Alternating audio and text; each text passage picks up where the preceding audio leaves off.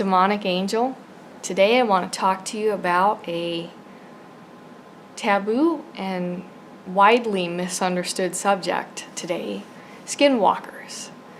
I was talking the other night with my partner about it because I was watching the David Paulides Can-Am Missing Project. He is the guy who writes all the missing 411 stuff, and he's a former FBI agent, and he takes cases and he goes through them pretty logically. But the point is, these people are still missing. They need to be found, even if it's their remains. And he speculates about all these different things. Now, it's really fascinating because in some people they have elevated levels of like GHB, which is the date rape drug, except it does occur naturally in our bodies. So he's wondering, like, is there a mechanism that could produce people to excrete this? Is it aliens? Is it Bigfoot? He even does touch on the occult and shamanism in some ways about these different views of giants and little people that are like elementals. All kinds of those theories. So anyway, after, my partner goes, well, what's this? And we start talking about these kinds of things. And he said, well, what if it's a skinwalker? And he started to talk about it in some ways, and I jump on it, right, and I correct him. And then I realized, well, this will be a great video topic. I'm going to put a description in the link below. A link in the description below. And it's a really comprehensive read, this website. It's I think it's called Legends of America. Excellent. You could probably get lost on browsing that site for a while. But yeah, my partner essentially thought that these skinwalkers are things that are like shapeshifters that are just evil. Like almost like a demon.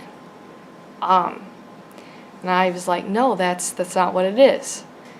Okay, first to start with, in the Western world, we view magic like here's Wicca and white magic, and here's the left-hand path and Satanism. And one is all flowers and trippy, and the other is edgy and black. But it's not so defined in terms of evil. A lot of people, probably myself, I would say I'm a gray kind of a person, gray witch. That's not how it is for Native American cultures. Now, these skinwalkers are really specific to Navajos, but there's usually a variation in each culture about these kinds of things. A skinwalker is actually a living person. So other concepts like Wendigos and elementals, shapeshifter, trickster, animals, those can be aspects of a skinwalker, but those are separate. A skinwalker is a living person. In Native American belief, there's not a gray area. You're either a healer, and that could be like, you could be, let's say, a range of a Christian to Satanist. It wouldn't matter what you believe. If you're a healer, if you're looking at yourself in hard ways, and you're sharing that with others, and you're a healer.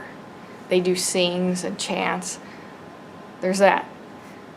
That's just a witch. But a skinwalker is essentially they start off, they can also be born into this as witches, healers, except the more they gain power from doing witchcraft and ritual, the more that power kind of, for them, it corrupts them, and they go out, and in order to become a skinwalker, they have to do things like commit a murder of a family member, perform incest, dig up a dead relative and cannibalize them. I'm not making this up, like as far as what this is. Or perform necrophilic acts, things like that. So there's, if you see the difference, there's not a gray area in Native American belief. So a skinwalker, they have to do, because once they perform, an act like that, there's really no turning back, right? I mean, and it's very true. That's very profound and altering. So once they do this, then it gives them these abilities. Where at night, when they astral project their consciousness, it can, they can choose how they appear to other people, like shapeshifter tricksters, foxes, wolves, bears. Many people would come up with descriptions of almost Smeagol-looking creatures, that look half human, half beast, but not in a artistically pleasing way, but looking like a freak of nature.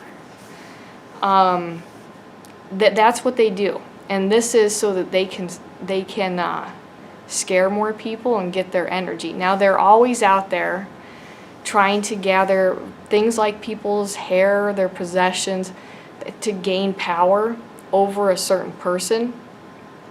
But one of the aspects of this is that if they're in human form, a skinwalker, they'll have something wrong looking or evil looking in their eyes, or some people would describe it as animalistic eyes. However, when they take an animal form, then they have human-like eyes. And when I've talked to people who have encountered various things, a lot of people say there was just something off. And imagine how weird it would look, because there's the intelligence behind human-like eyes that is different from an animal-like eyes.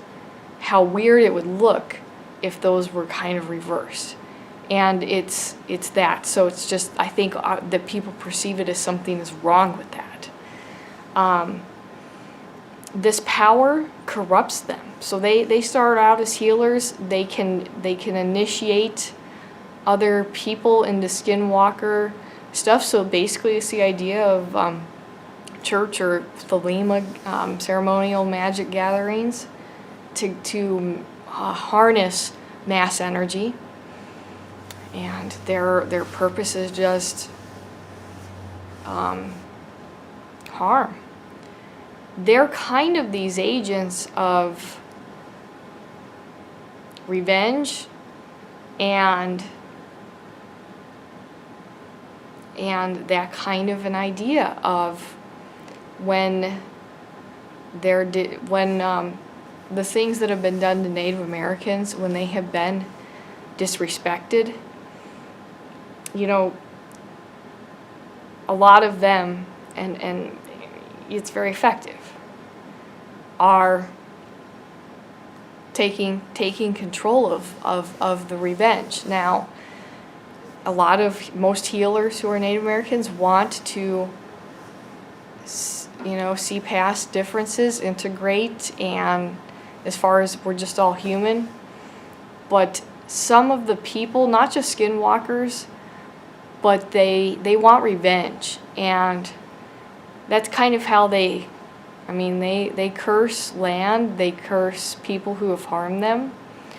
Now, the thing about a curse is that it's always easy to break. And the way that you break a curse is by stopping, going into the physical, chemical, spiritual chain reaction and altering things that way. What I mean by that is when they, when they skinwalkers and all these other Native Americans that have died violent ways, and most of them men, have stayed behind as spirits. The women usually heal and go integrate.